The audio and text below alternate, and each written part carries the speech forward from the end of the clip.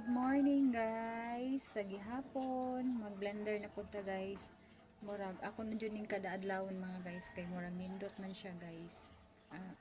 So sa gihapon, kapayas, dahon kapayas, carrots o kaan gihapon guys.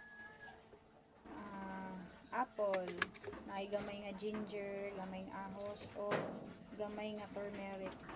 Paulahilam na ako ni siya guys. Oh. Instead of lemon, kay mahal ng lemon, butangan lang na ako og kalamansi. Kaya na ko'y gawing kalamansi diri sa balyo.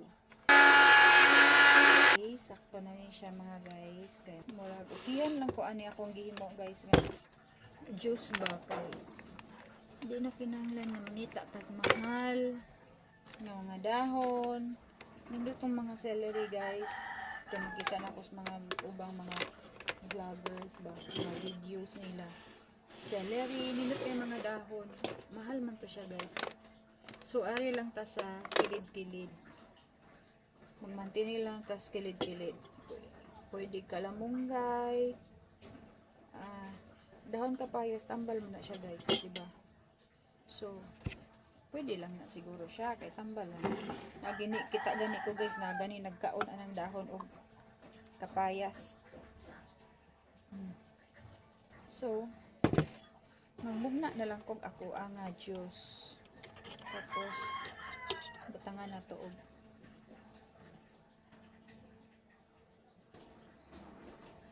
di na to i-apil ng bukuan liso. So, this is it guys. This is it. Unsa na pud kaha ang lasa karon ani kay gibutangan man ako og kalamansi. Try na to. Try natin guys.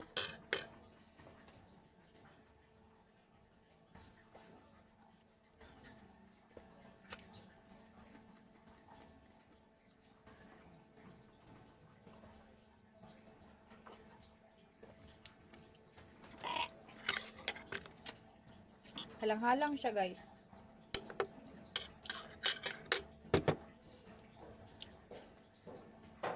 So totoo lang guys, hindi masarap ang lasa niya. Lasang dahon talaga siya. Pero kung para po sa health natin, agwantahon lang nato. Tiisin lang natin yung lasa. Kay for sure makaayo man yun sa atong lawas, maka-healthy.